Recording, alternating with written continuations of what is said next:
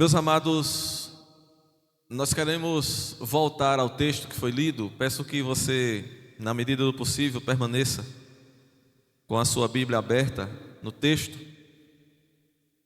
no qual vamos meditar nesse instante.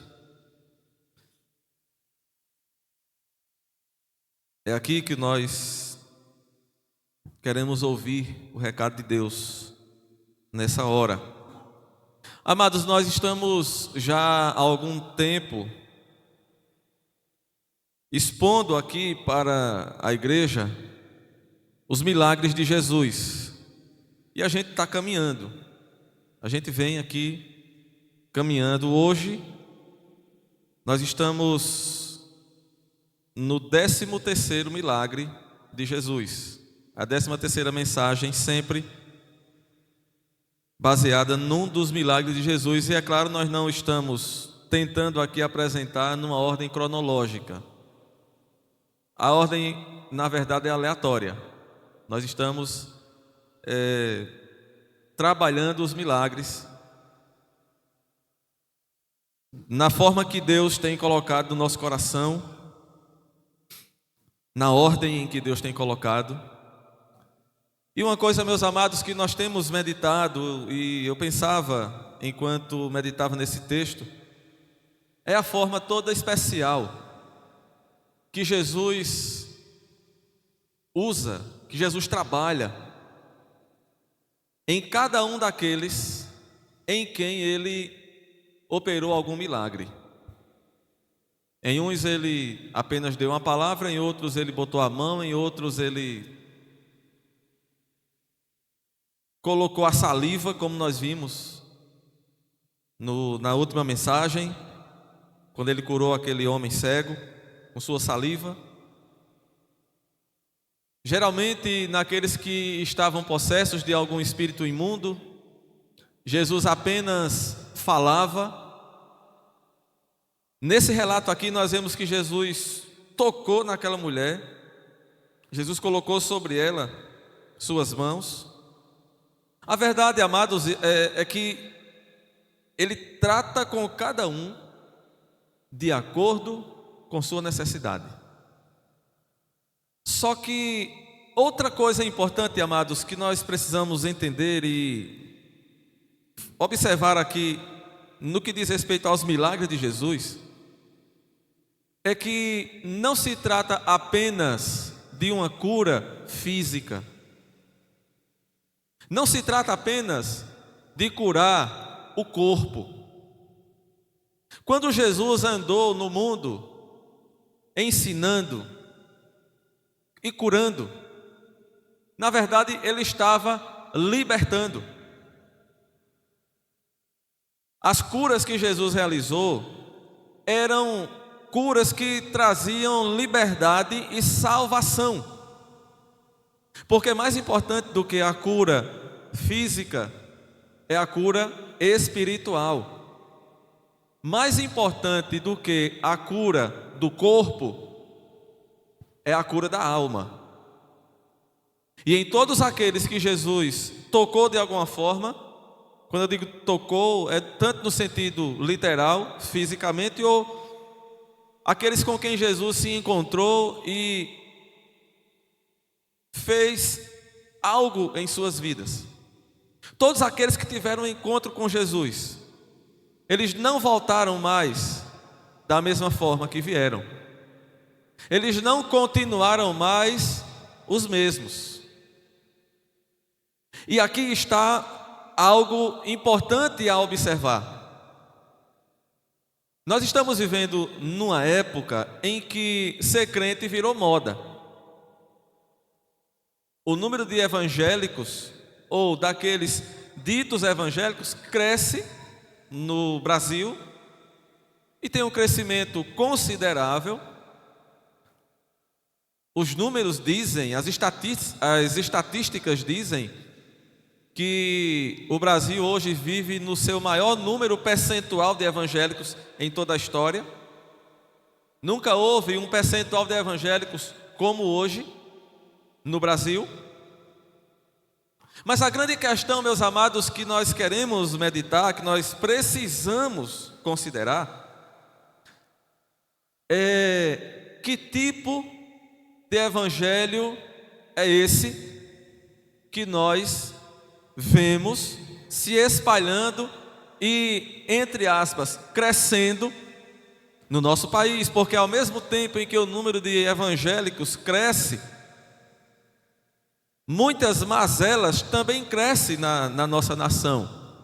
A corrupção cresce, a violência cresce, a falta de amor cresce, a falta de cuidado, de consideração ao próximo cresce, as intrigas, as dificuldades de relacionamento entre pessoas e muitas vezes até mesmo entre aqueles que se dizem cristãos também cresce.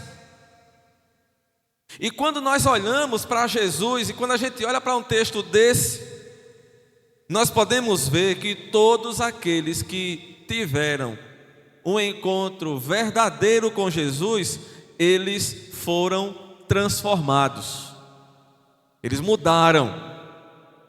Eles não tiveram um encontro com Jesus e continuaram vivendo do mesmo jeito, não. Porque o cego, quando ele se encontrou com Jesus, ele passou a ver, ele não continuou cego. O aleijado, quando ele se encontrou com Jesus, ele passou a andar, ele não continuou aleijado. Aquele que tinha um espírito imundo, quando ele se encontrou com Jesus, o espírito imundo foi retirado dele, foi expulso dele e ele ficou livre daquele mal. Ele não continuou mais com o espírito imundo. E o mais importante de tudo, amados, é que todos estes foram libertos pela verdade. Todos estes foram libertos das garras de Satanás, das cadeias do diabo. Todos estes foram libertos da condenação eterna. Todos estes foram libertos do inferno. Eles foram arrancados do inferno. E como diz a Escritura, foram transportados do reino das trevas para o reino do Filho do amor de Deus. Foram tirados das trevas e foram transportados para a luz, porque eles se encontraram com a verdade que liberta. Portanto, amados, nesse texto aqui nós encontramos uma liberdade verdadeira. Esse é o tema da nossa mensagem nessa noite. Uma liberdade verdadeira. Lucas registra Jesus numa sinagoga. Observe o seu texto. No verso 10 nos diz que Jesus ensinava no sábado numa das sinagogas. E então veio uma mulher possessa de um espírito de enfermidade que já havia 18 anos. Jesus então vai na sinagoga. Amados irmãos, nós precisamos entender que no tempo de Jesus havia o templo em Jerusalém, onde se sacrificavam animais, realizava-se os sacrifícios, o culto a Deus ali, os sacerdotes estavam lá. No templo em Jerusalém estavam os sacerdotes. Mas havia também em Israel, espalhado por toda a nação, e aqui por toda a cidade de Jerusalém, e por toda a nação ali espalhadas as sinagogas. As sinagogas eram como se fossem pequenas igrejas, pequenos centros onde se reuniam os judeus para estudar a palavra. Eles cantavam hinos e oravam. E uma coisa importante para a gente entender é que o culto da igreja cristã, o culto que a igreja cristã realiza desde o Pentecostes, ele é um culto que segue o estilo a linha da sinagoga, porque no templo se sacrificava animais. Então, o nosso culto, ele não é no sentido do culto que se realizava no templo em Jerusalém. Ele é mais parecido com o que se realizava nas sinagogas. Porque nas sinagogas, o povo orava, cantava e estudava a Bíblia, que é o que a gente faz no culto. É o que nós estamos fazendo hoje aqui. Já cantamos, já oramos e agora estamos estudando a palavra de Deus. Estamos sendo alimentados pela Bíblia. E observe, amados, que Jesus vai no sábado. Por que no sábado? Porque, amados irmãos, Jesus ainda está vivendo debaixo da antiga aliança. A Bíblia mesmo nos ensina que um testamento só tem valor quando o testador morre. Então, Jesus é o testador da nova aliança, mas ele ainda estava vivo. Portanto, estava ainda em vigor a antiga aliança. Jesus está no ambiente judaico. E dentro do ambiente da antiga aliança, dentro do judaísmo, o dia do Senhor é o sábado. Nos dias de Jesus era assim. Depois da morte de Cristo, quando ele institui a nova aliança e agora o Novo Testamento passa a vigorar, e quando eu digo Novo Testamento, eu não estou nem falando dos 27 livros aqui da Bíblia, né? Do Novo Testamento. Estou falando do conceito de aliança. A nova aliança entra em vigor após a morte de Cristo. E nesta nova aliança, o dia do Senhor é o domingo. Nós vamos encontrar a igreja cultuando a Deus, prestando o seu culto a Deus no domingo. Mas aqui Jesus está no sábado, na sinagoga. E aqui, meus amados, ele trava mais um dos vários embates com o sistema religioso do seu tempo. Ali os fariseus, os líderes religiosos do seu tempo, sempre estavam batendo de frente com Jesus. Ele está ensinando na sinagoga e o texto nos diz, no verso 11, que enquanto Jesus ensinava, veio uma mulher possessa de um espírito de enfermidade. E já fazia 18 anos que ela estava sofrendo daquela enfermidade. Ela andava encurvada, sem de modo algum poder endireitar-se. Os estudiosos vão até nomear a doença dessa mulher. Tem um nome científico que os estudiosos atribuem a essa mulher, mas a essa doença que ela sofria. E entendem os estudiosos do texto bíblico que se trata de uma doença que enrijecia os ossos, a coluna daquela mulher, de uma forma tal que a coluna dela tornou-se, ou a coluna da pessoa que sofre essa doença, ela torna-se como se fosse pedrificada, e a pessoa então fica encurvada e não tem solução para resolver aquele problema. Observe que é o que o texto diz aqui. Ela andava encurvada, sem de modo algum poder endireitar-se. Agora o texto nos diz que ela estava possessa de um espírito de enfermidade. E a gente precisa entender, meus irmãos, que nos tempos de Jesus, isso salta muito aos olhos nos evangelhos. Observe que nas cartas de Paulo, e nas demais cartas, não só as de Paulo, mas Pedro, João, Judas, nós não vamos encontrar essa manifestação de espíritos imundos nas pessoas. Nós não temos registro, não há menção.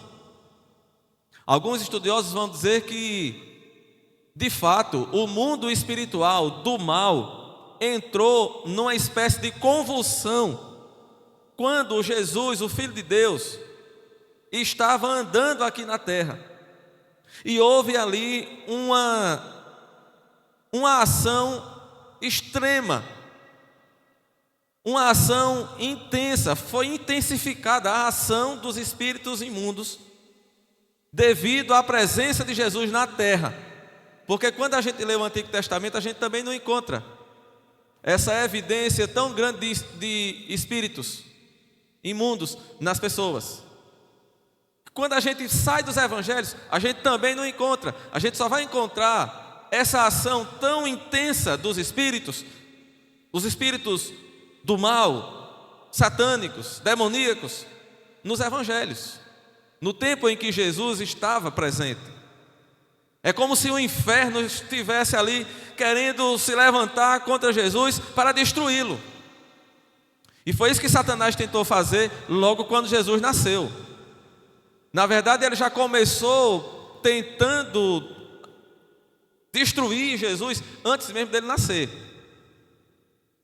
Quando botou na cabeça de José, para José abandonar Maria. Quando Jesus nasceu, Herodes quis matá-lo e houve lá a matança dos inocentes. E Deus foi preservando, porque é claro, Deus é aquele que comanda a história, é aquele que dirige cada passo de todos nós, de cada um de nós e de toda a história. E é claro que Deus iria cumprir seu propósito, cumprir o seu plano de redenção. Agora observe, irmãos, que esse texto nos diz que essa mulher, ela estava possessa de um espírito de enfermidade. E aqui os estudiosos se debatem em cima disso aqui, discutindo se era um espírito imundo ou essa mulher já era crente e esse espírito a incomodava apenas no sentido físico e não no sentido espiritual, porque o texto diz que era um espírito de enfermidade e esse espírito causava essa doença física nessa mulher que deixava ela encurvada sem poder se endireitar. E alguns vão dizer que era um espírito imundo e que essa mulher tinha que ser liberta espiritualmente, outros vão dizer que não. É interessante que Jesus, um pouquinho mais na frente, ele chama essa mulher de filha de Abraão. Ao que tudo indica, parece que o maior problema dessa mulher, e eu estou falando desse milagre separado, de forma específica, parece que o maior problema dessa mulher realmente era físico. Mas vamos seguir aqui o entendimento do texto. Então, observe, amados, Jesus chama essa mulher de filha de Abraão. E aparentemente essa mulher era obediente já a Deus. Ela já obedecia a Deus, mas ela ainda estava afetada por algo. E aqui isso nos faz lembrar o espinho na carne de Paulo, que Paulo não diz a nós o que era. E é mais um assunto do qual os homens ficam disputando, ficam debatendo e tentando entender e tentando saber a que Paulo se referia. E a verdade é que a gente nunca vai saber ao certo, a não ser quando a gente chegar lá no céu. Se a gente se encontrar com Paulo, a gente pode perguntar para ele o que era o espinho da carne dele. Mas eu acredito que a gente não vai ter mais essa dúvida quando chegarmos lá. Porque quando chegarmos no céu, primeiro que a gente não vai ter mais necessidade de saber dessas coisas, porque a glória de Deus já preenche todo o nosso ser. E acredito eu que a gente não vai se preocupar com isso. Mas observe, meus amados, aquela mulher, ela era afligida constantemente.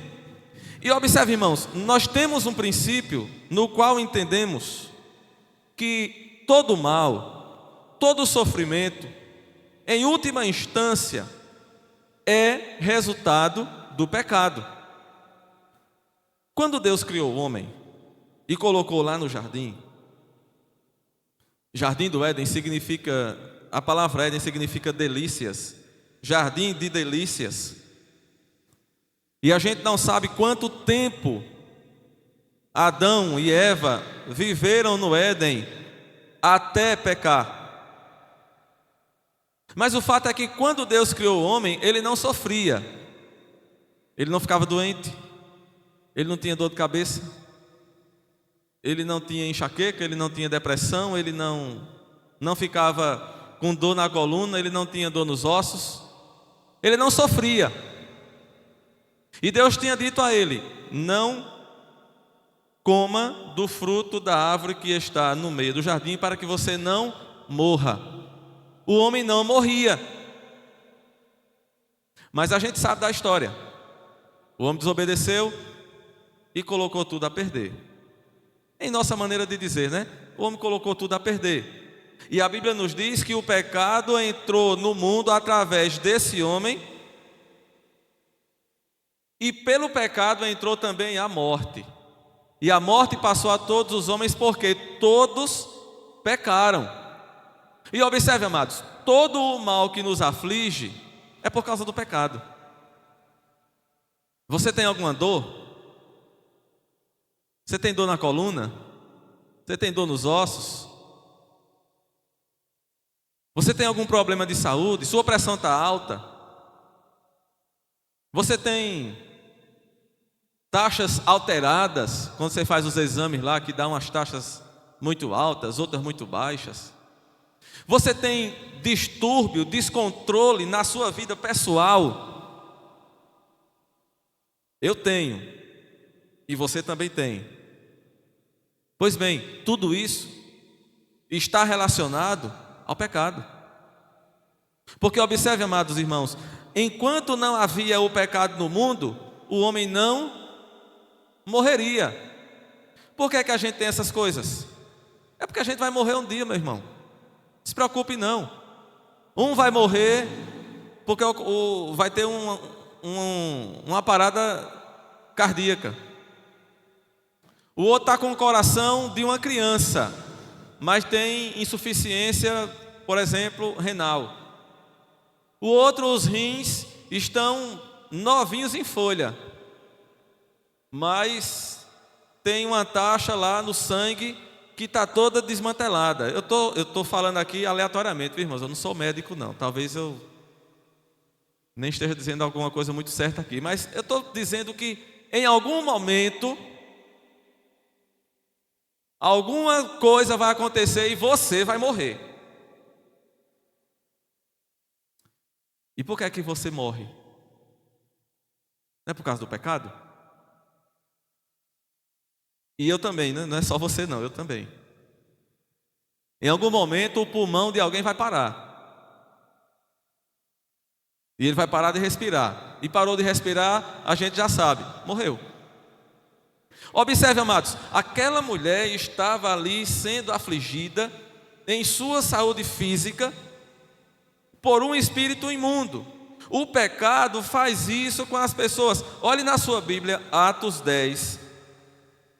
Atos dos Apóstolos, capítulo 10.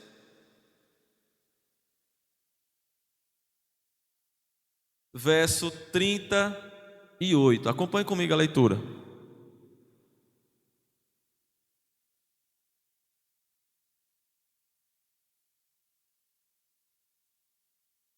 Pedro aqui está falando, e aquele discurso de Pedro a Cornélio, na casa de Cornélio, e no verso 38, vamos ler o 37 para a gente pegar o raciocínio completo do apóstolo Pedro. Ele diz: vós conheceis a palavra que se divulgou por toda a Judeia, tendo começado desde a Galileia, depois do batismo que João pregou, como Deus ungiu a Jesus de Nazaré, com o Espírito Santo e com poder, o qual andou por toda parte, fazendo o bem e curando a todos os oprimidos do diabo, porque Deus era com ele. E nós somos testemunhas de tudo o que ele fez na terra dos judeus e em Jerusalém, ao qual também tiraram a vida, pendurando no madeiro. E Pedro continua dizendo que a este Deus o ressuscitou no terceiro dia, e ele segue ali apresentando Jesus Cristo. Mas eu quero focar aqui no verso 38, quando ele diz que Jesus andou no mundo, andou por toda parte, fazendo o bem e curando todos os que estavam oprimidos do diabo. De uma forma ou de outra, meu amado, o pecado lhe atinge. Ainda que você esteja liberto do pecado, mas nós ainda vamos ter que arcar com as consequências dele no nosso corpo. E a prova disso é que a gente vai morrer um dia. Agora, observe, meus amados. Lucas nos diz, voltando ao Evangelho, Lucas nos diz que Satanás, ele subjugou aquela mulher por meio desse espírito, e aquela mulher vivia oprimida, como disse Pedro lá em Atos, no texto que a gente acabou de ler. E aqui, meus irmãos, isso faz com que Jesus ele se compadeça daquela mulher. Isso faz com que Jesus ele olhe para aquela mulher, porque observe, aquela mulher entra na sinagoga. No verso 11 diz que aquela mulher ela foi para a sinagoga. Jesus estava lá ensinando. O verso 11 diz que veio a mulher possessa e naturalmente entrou na sinagoga. No verso 12 diz o texto que quando Jesus viu aquela mulher, ele chamou aquela mulher e disse: mulher, estás livre da tua enfermidade. Sabe por quê, meus amados? Lembrando as palavras do apóstolo João na sua primeira carta, no verso 3, no capítulo 3, verso 8, João nos diz que Jesus veio ao mundo para destruir as obras do diabo. Aquilo que estava acontecendo na vida daquela mulher, porque observe, amados irmãos, uma pessoa que não consegue se levantar, uma pessoa que não consegue olhar para cima, uma pessoa que não consegue olhar os outros no rosto, uma pessoa que não pode olhar para o céu, uma pessoa que não pode contemplar as estrelas, a criação de Deus, as maravilhas de Deus. O quanto de sofrimento que essa mulher passava, o quanto de dor que essa mulher enfrentava, o tamanho da aflição na vida daquela mulher. E Jesus então olha para ela e diz: estás livre do teu mal. Jesus chama aquela mulher, livra aquela mulher de sua enfermidade. No verso 13 diz que Jesus impôs as mãos sobre ela e ela imediatamente se endireitou e dava glória a Deus. Jesus impõe as mãos sobre ela e ela imediatamente se endireita, passa a dar glória a Deus. Isso aqui, meus amados irmãos, é uma coisa maravilhosa. Esse tipo de doença daquela mulher, especialmente naquele tempo, era algo que não havia esperança para ninguém.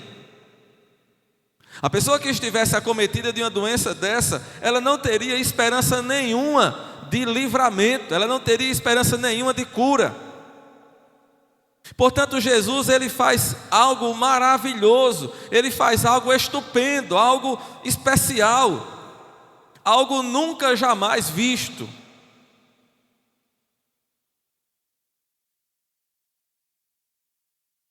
E o resultado disso deveria ser alegria, regozijo, glória a Deus por todos. Agora observe, a mulher passou a dar glória a Deus, diz o verso 13 no final. Mas o verso 14, se você está com sua Bíblia aberta aí, observe, ele nos diz algo bem diferente. Enquanto a mulher que foi liberta do seu mal dava glória a Deus, o que é que acontece? o chefe da sinagoga ficou indignado quando ele viu o que havia acontecido. Por quê? Porque ele viu que Jesus curou no sábado.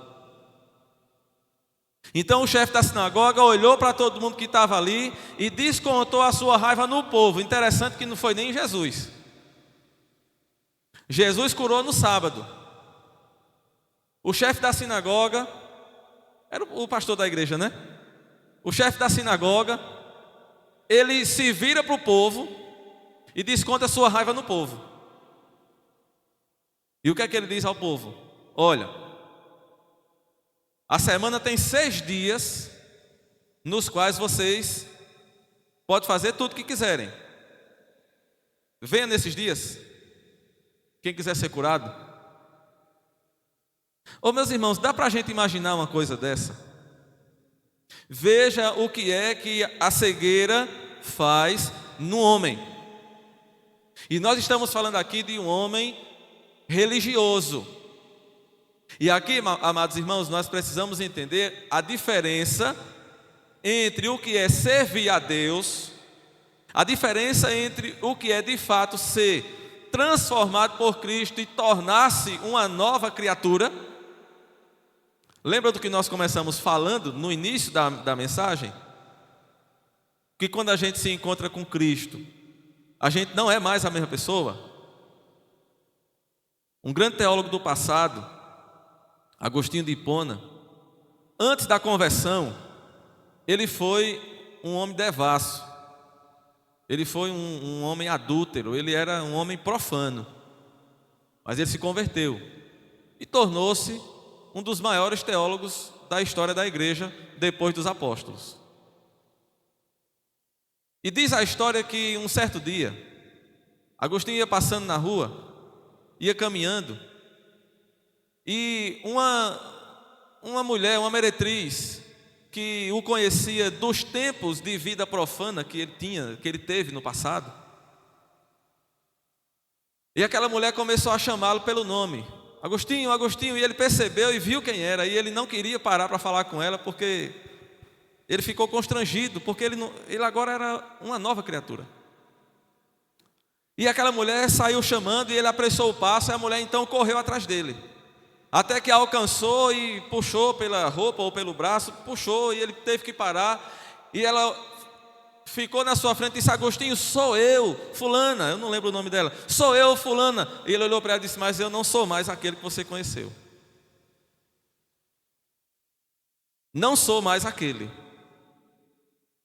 Em outras palavras, é como se ele estivesse dizendo: não sou eu.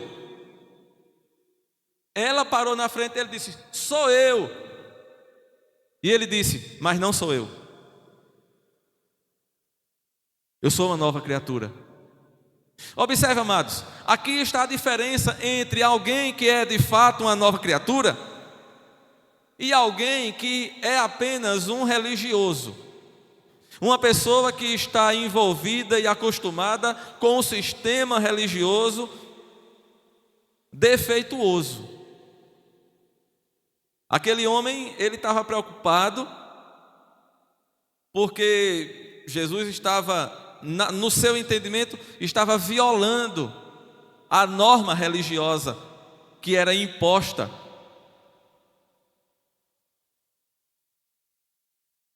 Então ele olha para as pessoas e diz: olha, não venha no sábado. E é interessante, amados, que Jesus ele não fica olhando calado, ele confronta aquele homem. Verso 15: disse-lhe, porém, o Senhor: hipócritas. Jesus olha para o sistema religioso, defeituoso, cego, e Jesus chegou a chamar literalmente em outro momento, não aqui, mas literalmente aqueles líderes de cegos guiando outros cegos. E Jesus disse: hipócritas, cada um de vós não desprende da manjedoura no sábado o seu boi ou seu jumento para levá-lo a beber, porque isso era permitido na lei. Você criava seu boi, seu jumento, seu cavalo, seu animalzinho ali.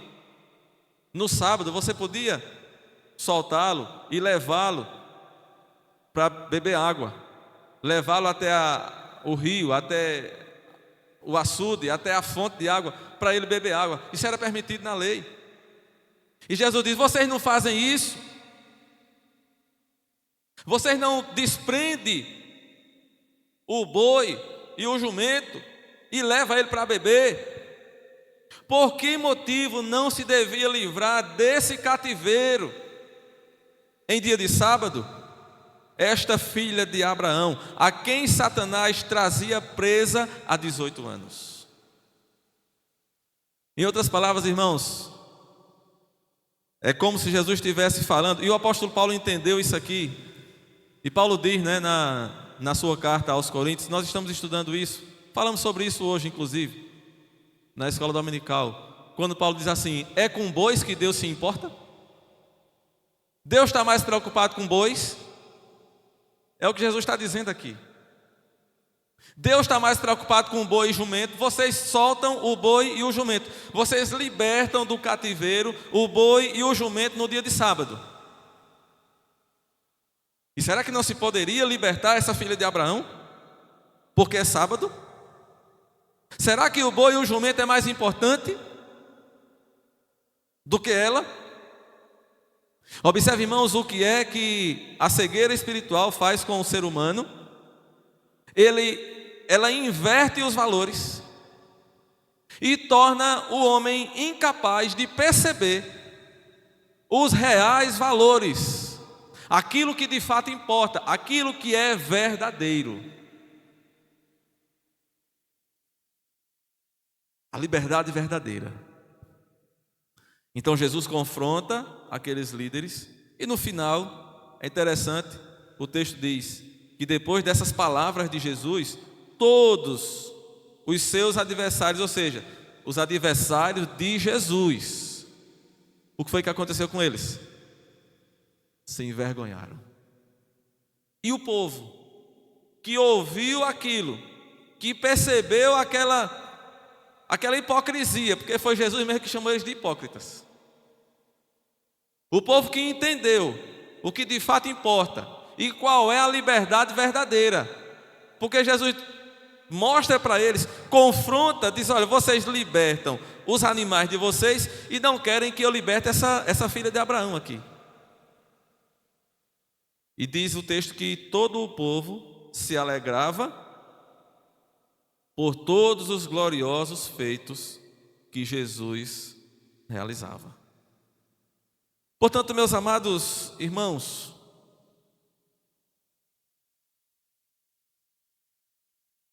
nós temos aqui algo grandioso que Jesus realizou. Ele faz uma mudança, uma transformação na vida daquela mulher. E observe, Jesus disse: mas por que não se poderia fazer isso em dia de sábado? Porque aqueles homens, eles inverteram o significado do dia do Senhor. Eles inverteram isso. E é interessante, amados irmãos, que isso hoje também tem sido feito. Esse erro continua acontecendo. Pessoas que estão invertendo o significado do dia do Senhor. Agora, nós precisamos atentar para algo muito importante. Alguns intensificam a importância do dia do Senhor e até condicionam a salvação, a guarda desse dia, entendendo nós essa guarda de acordo com os preceitos de um determinado grupo religioso. Então um determinado grupo religioso se levanta e diz: olha, tem que ser assim, tem que guardar desse jeito, isso aqui pode, isso não pode, isso pode fazer, isso aqui não pode, e quem não fizer desse jeito não pode ser salvo. E certa vez eu conversando com uma pessoa, eu acho que eu já falei isso aqui para os irmãos, conversando com uma pessoa e a pessoa querendo me convencer porque a gente tem que guardar o sábado e porque o sábado, e eu tentando mostrar para aquela pessoa o conceito de aliança. O sábado é um sinal entre Deus e o povo da antiga aliança, e o domingo é o sinal entre Deus e o povo da nova aliança. Não, mas tem que ser assim. Aí em um dado momento eu disse: mas quer dizer que é o sábado que salva? O distintivo é o sábado? Ele disse: não, quem salva é Cristo. E aí eu perguntei: mas e se eu sou salvo por Cristo e não guardar o sábado, eu posso ser salvo? Ele disse: aí não. Aí não pode não. Eu disse: então você voltou para o começo, né? Voltou para o início de tudo. Continua na mesma coisa. E nós precisamos fugir disso. Mas ao mesmo tempo, amados irmãos, ao mesmo tempo que nós sabemos e afirmamos que não é o domingo que vai salvar ninguém, porque é Cristo que salva, meus irmãos, tenhamos cuidado, porque em nome da liberdade, porque agora eu sou livre em Cristo, e nós muitas vezes batemos no peito e dizemos em alto e bom som e de peito estufado: não estou mais debaixo da lei, sim da graça. O problema é que para muita gente estar debaixo da graça significa fazer o que quer, viver do jeito que quer e desobedecer a Deus. Porque em nome da graça muitos têm negligenciado o dia do Senhor. Precisamos ter o cuidado com isso. E me chamou muita atenção a fala de um dos nossos antepassados, um pastor do passado, John Charles Healy. E eu faço questão de ler para os irmãos aqui uma fala desse pastor inglês. E falando sobre isso, ele disse o seguinte: aquele que não encontra satisfação em conceder a Deus um dia na semana está despreparado para o céu. Isso aqui é muito sério. Aquele que não tem prazer de estar na casa de Deus, eu não sei se eu estou confundindo, não sei se foi lá no retirinho ou se foi agora que o grupo de louvor cantou: meu prazer é te louvar. Foi agora, não foi? Então vamos tomar como exemplo o que nós cantamos hoje aqui. Meu prazer é te louvar. Meu prazer é estar nos átrios do Senhor. Meu prazer é viver na casa de Deus, onde flui o amor. Eu não estou pregando o hino, mas esse hino tem tanta coisa para nos fazer refletir, meus irmãos. Será que o meu prazer realmente é estar aqui? Eu tenho alegria de estar aqui? Ou eu só venho porque se eu não vier, o pastor vai reclamar comigo? Se eu não vier, eu vou ficar com falta, eu não quero ter falta, então eu vou na escola dominical, por exemplo. Se eu não for à noite, então depois alguém vai ficar me questionando, ou então eu vou porque é uma obrigação que eu tenho, vou cumprir minha obrigação e vou. Ou eu venho porque eu tenho prazer de louvar, de estar na casa de Deus. Ô meus irmãos, o que é que a gente faz aqui? Aqui nós adoramos a Deus. Aqui nós amamos uns aos outros. A gente não acabou de cantar que aqui flui o amor? Isso é verdade, meus irmãos? Está fluindo o amor aqui? Eu espero que sim. Deus espera que sim. E é bom que seja assim. Mas eu tenho prazer de estar aqui? Ou eu chego aqui triste, amargurado, acabrunhado, né? Como era a vida daquela mulher. Só que aquela mulher, ela estava sendo oprimida pelo diabo por uma doença física. Mas tem muita gente que está sendo oprimido por algo que não é físico, é espiritual, é interior, é interno. Porque, meus irmãos, venhamos e convenhamos, nós temos mais aquela mesma alegria, aquele mesmo prazer de estar aqui, de entender que aqui nós estamos ensaiando para quando chegar no céu. Você entende assim? A gente está ensaiando aqui. Esse culto hoje aqui é um ensaio. Ensaio para quê, pastor? Para quando eu e você chegarmos no céu. O que é que a gente vai fazer lá? Agora, observe, irmãos. O mesmo pastor John Charles Hill, ele diz ainda: o próprio céu não é outra coisa senão um eterno dia do Senhor. E quando a Bíblia fala naquele dia, coloca com D maiúsculo, né? Porque aquele é o dia. E a Bíblia também nos diz que naquele dia não haverá mais noite. Será um dia eterno, um dia perpétuo. E que dia é esse? É o dia do Senhor.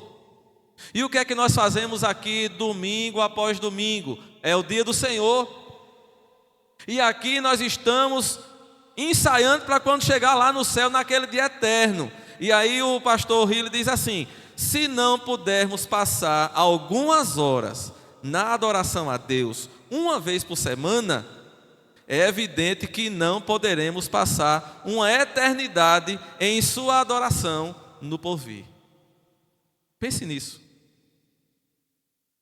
Quantas vezes, irmãos, qualquer coisa é motivo para nos tirar da casa de Deus no dia do Senhor. Meus irmãos, se tem uma coisa que machuca o coração de um pastor que ama o seu rebanho, é isso. E muitas vezes eu digo: irmãos, se tem uma coisa que dói no meu coração, é ver os crentes no dia do Senhor. E aí para muita gente não faz diferença se hoje tem ceia, se não tem ceia, se vai ter algo especial ou não. Mas é o domingo e não tem nada que possa ser mais especial do que ser o dia do Senhor. Porque a gente tem essa ideia de não, hoje é culto festivo. Mas, irmãos, qual é a festa maior do que domingo após domingo, no dia do Senhor, nós prestarmos o nosso culto a Deus? Tem festa maior do que essa?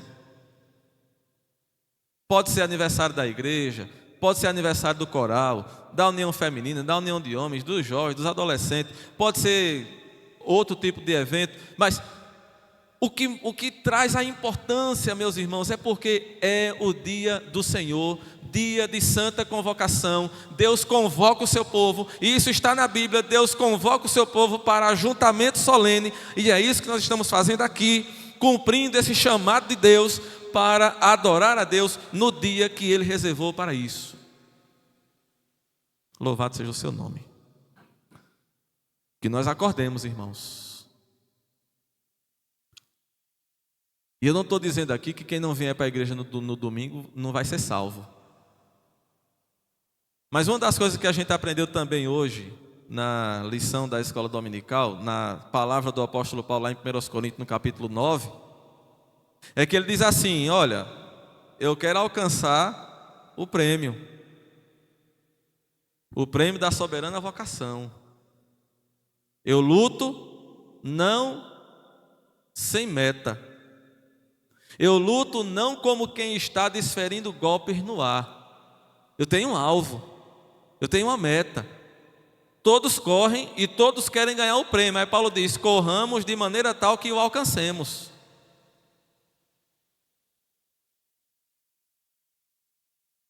E muitos estão lutando por uma coroa corruptível. A coroa corruptível dos tempos de Paulo era o prêmio que era dado aos vencedores nos jogos atléticos daquele tempo, nos jogos esportivos, nas Olimpíadas da época de Paulo. Era uma coroa feita de ramos, que no outro dia já estava murcha. Não era como essa daqui já tem um mês, né, que está aqui, não murchou ainda. E ela vai ficar aí o ano todo e quanto for, porque essa daqui é artificial. Essa daqui não é natural, não. Mas aquela coroa que os atletas ganhavam quando Paulo falou sobre aqueles que lutam por uma coroa corruptível, era uma coroa que era feita de ramos naturais, de planta natural, que no outro dia estava murcha, já não prestava mais. Aí Paulo diz: esses estão correndo por uma coroa corruptível, e nós corremos por uma coroa incorruptível. Meu irmão, qual é a coroa corruptível que está tirando você da adoração a Deus? Que para muitos é o dinheiro, é o emprego, é a família. Tem gente que deixa Deus de lado para servir a família. É o lazer, o passeio, é uma infinidade de coisas. Observe, meus irmãos, eu acho muito sério isso daqui, quando ele diz: aquele que não encontra satisfação em estar na casa de Deus por alguns momentos, por algumas horas, no dia do Senhor, esse não está preparado para passar a eternidade no céu, não, porque a eternidade no céu é um eterno dia do Senhor. Reflitamos nisso. Mas, irmãos, nós queremos concluir, terminando essa mensagem, nós queremos fazer aqui algumas pequenas aplicações para concluir a nossa meditação nessa noite. E aqui, meus amados, nós observamos que à medida que esse texto vai se desenvolvendo, à medida que essa história se desenvolve, quando você começa a ler no verso 10 e vai seguindo até chegar no 17, no fim da história, no fim desse relato, nós percebemos que a ênfase está colocada especialmente no fato de que esse milagre que Jesus realizou, ele ocorreu no sábado. E toda a discussão aqui, ela gira em torno disso. Aquele chefe da sinagoga, que representa o sistema religioso do tempo de Jesus, ele estava cego para isso. E ele representa aqui aquele sistema religioso daquele tempo que estava cego. Não foi à toa que Jesus chamou aqueles líderes religiosos de Israel de cegos, guias de cegos. Cegos guiando outros cegos. E veja que toda a problemática aqui se dá por esse motivo.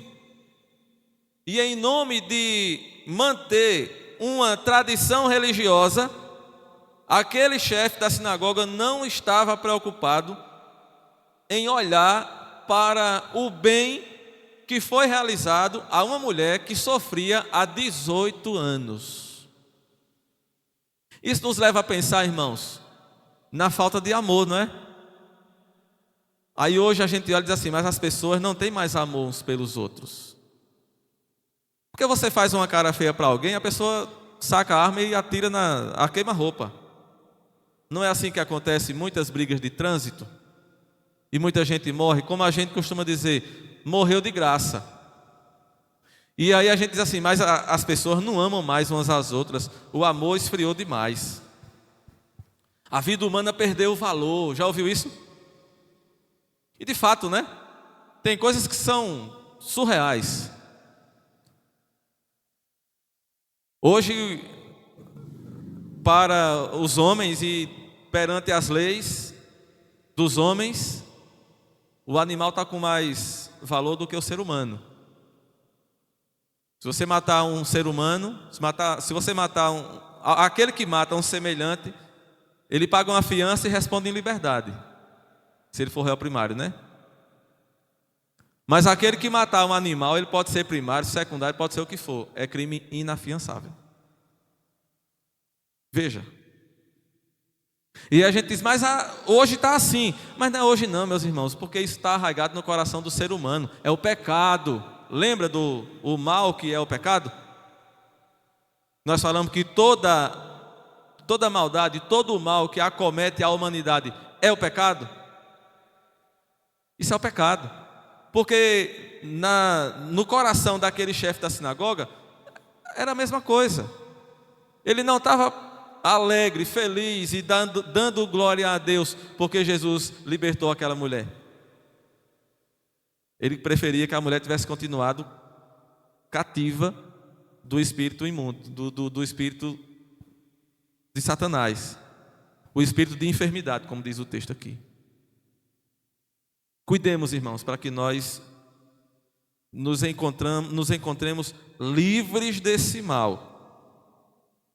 Mais uma vez eu vou lembrar as palavras de Paulo que nós estudamos hoje pela manhã, capítulo 9, no verso 23. Paulo diz, de 1 Coríntios, Paulo diz: eu faço tudo para alcançar o maior número possível de pessoas, para salvar, para que se salvem o maior número de pessoas possíveis.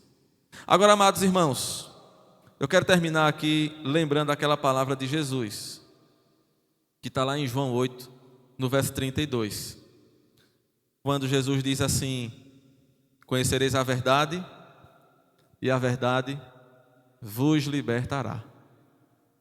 Nós estamos falando de uma liberdade verdadeira. Jesus libertou aquela mulher. Ao que tudo indica, parece que aquele chefe da sinagoga continuou cativo. Observe que, embora aquele chefe da sinagoga, aparentemente, pelo que o texto diz, não há nenhuma indicação de que aquele homem sofria de algum mal, ele estava mais cativo do que aquela mulher que andava encurvada, porque ele estava preso num costume, numa lei, numa tradição, uma tradição morta, e tradições mortas matam. A tradição morta, ela mata. Muito cuidado com isso. Aquele homem estava preso numa tradição, ao passo que aquela mulher, ela foi liberta pela verdade de Cristo, e ela foi liberta verdadeiramente. Aquele que conhecer a verdade será liberto. Cristo não nos salvou para vivermos presos às tradições humanas. Jesus estava preocupado com a verdadeira libertação daquela mulher, enquanto que os líderes religiosos de Israel estavam mais preocupados com a proteção das suas tradições, e Cristo preocupado com a libertação daqueles cativos pelo diabo. Que Jesus nos liberte disso, que Ele nos liberte dessa cegueira, e que nós possamos enxergar a liberdade verdadeira em Cristo Jesus. Conhecereis a verdade, e a verdade vos libertará. Que Deus